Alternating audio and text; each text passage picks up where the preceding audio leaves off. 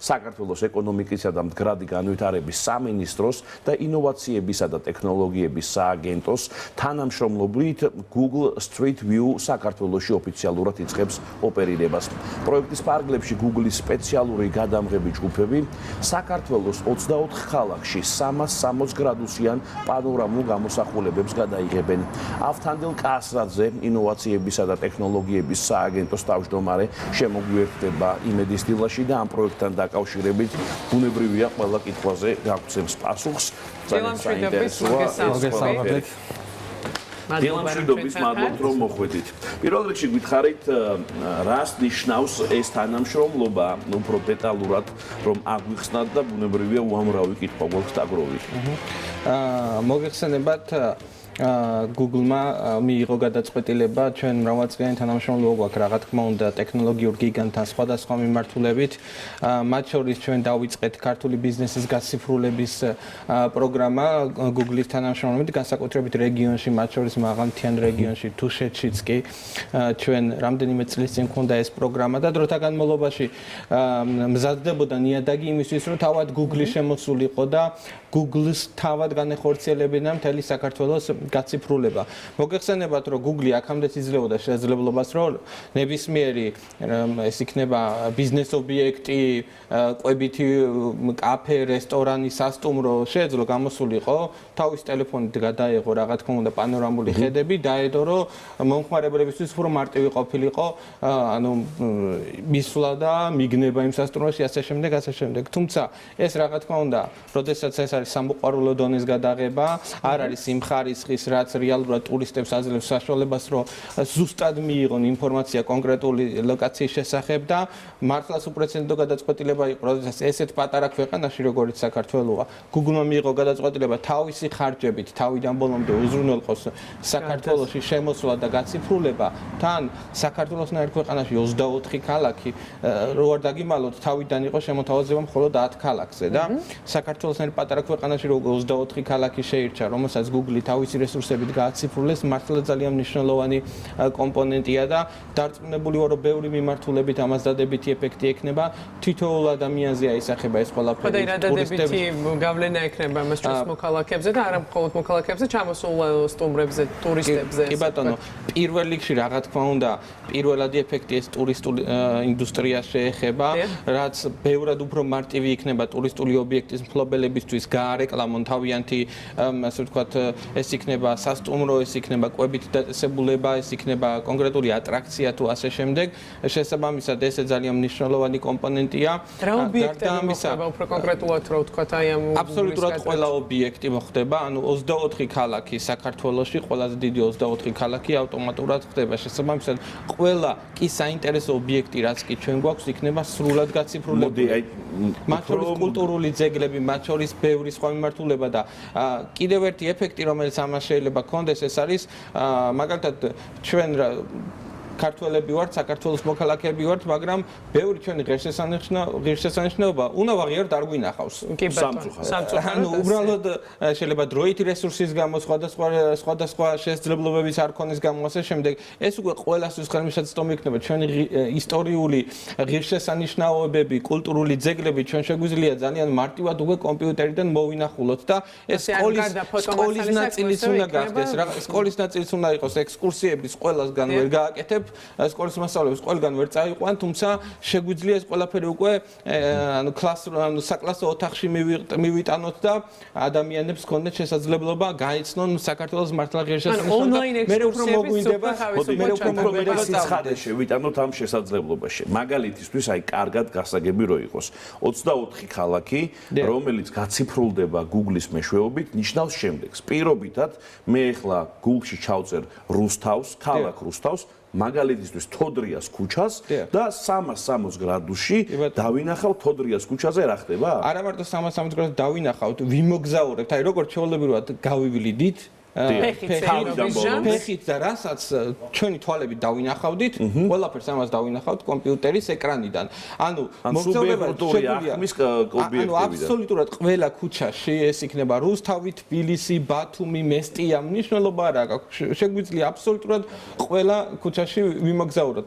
გარდა ამისა, Google-თან ჩვენ მოლაპარაკებებისას დავსვით ესეთ საკითხი, რომ განსაკუთრებით მაგალითად მესტიაში არის ადგილები, სადაც უბრალოდ მანქანით ვერ შეხვალ და ამ შემთხვევაში უკვე ცხენს გამოიყენებენ, ცხენზე დამაგრდება კამერა, ეს 360 გრადუსი და მოხდება ეს ყველაფერი იქნება უზრუნველყოფილი, რომ აბსოლუტურად ყველა ქუჩა, რაზეც კი ჩვენ საუბრობთ ამ ქალაქში, იქნება Google-ის მიერ ოფიციალურად მაღალი ხარისხით გაციფრულებული. ერთი შეკითხვა მაქვს, ანუ გარდა ფოტო და ვიდეო მასალისა 360 გრადუსში, რასაც ხედავთ, ანუ ინფორმაციული ხასიათის ამბებით შეგხვდება, მაგრამ შემიძლია დავასე ვთქვათ, დავაც გაპუნო მაგალითად რომელიღაც საინტერესო ობიექტზე. ბოსტის მაღაზიაზე თუნდაც და გავიგო იქ რა ხდება. კი ბატონო. ეს პირდაპირ დღესაც შეგვიძლია ოღონდ 360 გრადუსის გარეშე, ოღონდ ამ შემთხვევაში ეს ყველაფერი უნდა უზრუნველყოს თვითონ ბიზნესის მფლობელებმა.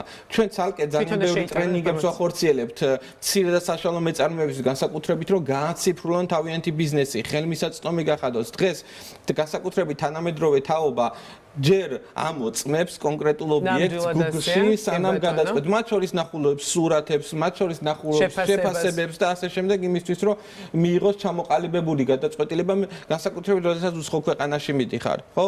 შესაბამისად ძალიან მნიშვნელოვანია, რომ კონფიდენციალურობის კომპონენტი არის მნიშვნელოვანი.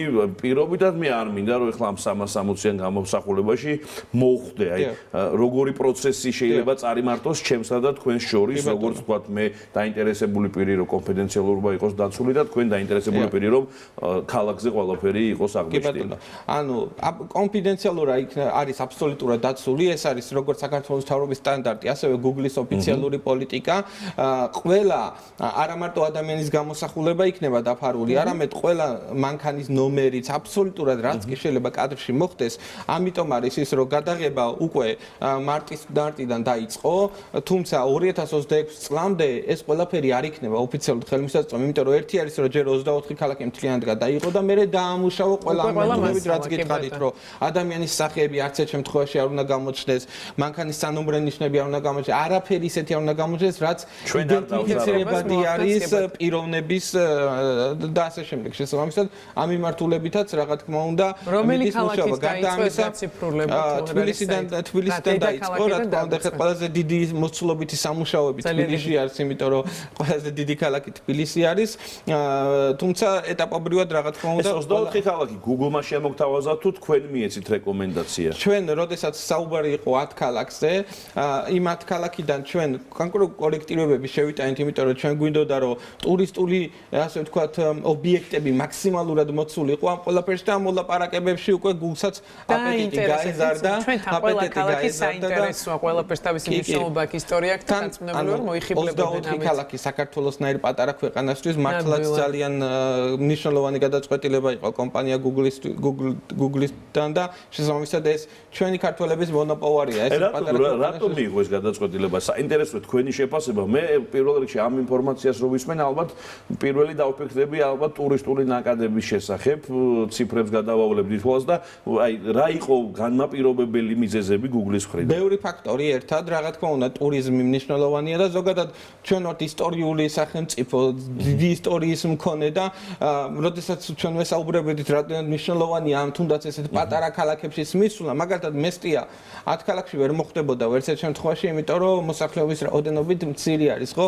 ანუ როდესაც აუხსენით, რომ ეს არის ისტორიული ქალაქები, ამას კონკრეტული მიზნები აქვს და მათ შორის Google-ისთვისაც შეიძლება საინტერესო იყოს, იმიტომ რომ ბევრი ადამიანი, ასე ვთქვათ, დაძებნის ამ ადგილს, მიიღებს ინფორმაციას, ასე შემდეგ, საბოლოოდ გადაწყვეტილება იქნა მიღებული, რომ 24 ქალაქში განხორციელებულიყო ეს და რაც კიდე ერთხელ ვამბობ, რომ პირველ რიგში თითოეული ქართველისთვის არის ეს მნიშვნელოვანი, არა ტურისტებისთვის, იმიტომ რომ ჩვენთვის ბიზნესის კეთების კუთხით ბევრად უფრო სიმარტივეს გვაძლევს და მეტი შემოსავალი უნდა გაჩნდეს ქართულ ბიზნესში. ეს არის რა თქმა უნდა პირველი ამოცანა. ბატონო თანდილ, როდის ვიხილავთ უკვე ამ ყველაფრის ამ პროექტის სრულვერსიას და როდის ჩაიშვება უკვე აპლიკაცია? 26 წლის უკვე პირველივე კვარტალში ჩვენ ველით, მაგიტომ ამბობ, რომ ალბათ 3-4 თვე დაჭირდება მთლიანად რომ მთელი 24 მოთხალაქში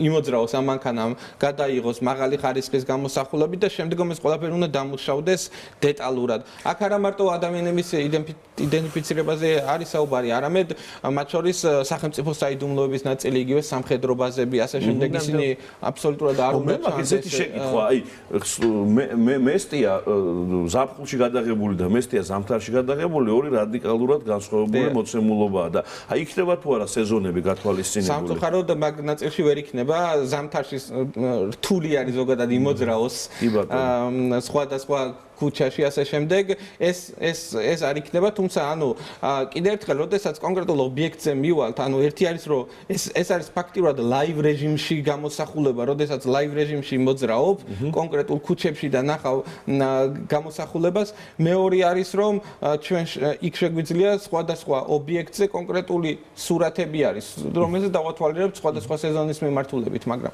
ლაივ რეჟიმში რა თქმა უნდა ეს სამწუხაროდ და ეს ტექნიკურად როგორ ხორციელდება, ესეც საინტერესოა. მანქანაზეა დამონტაჟებული და დადის ქალაქში? დიახ, მანქანაში დამონტაჟებული ძალიან მაღალი ხარისხის გამოსახულების კამერა. 360 დავალობაში ძალიან ბევრი ქუჩა კიბით მისასვლელი, მან რა ხდება? კი ბატონო, ანუ სადაც აქ შეიძლება იყოს ის, რომ ადამიანმა ატაროს, არის ესეთი შემთხვევებიც, რა თქმა უნდა, ისეთი დიდი კამერა არ იქნება, თუმცა ასევე მაღალი ხარისხის კამერა არის, მაგრამ ნუ ყველა მიმართულებით იქნება გადადგმული აბეჯები, რომ აბსოლუტურად ყველა ქუჩის გაციფრულება მოხდეს. მოდით ამ 24 ქალაქის ყველა წერტის მოევლიან თუ ფეხით, თუ ცხენით და თუ ავტომობილით. ძალიან საინტერესო პროექტია. დიდი მადლობა რომ იყავით ჩვენთან ერთად. ავთანდილ კასრაძე ინოვაციებისა და ტექნოლოგიების სააგენტოს თავმჯდომარე საუბრობდა Google Street View-ს ახალი პროექტის შესახებ. დიდი მადლობა ამ საინტერესო წამოწყებისთვის. ძალიან დიდი მადლობა.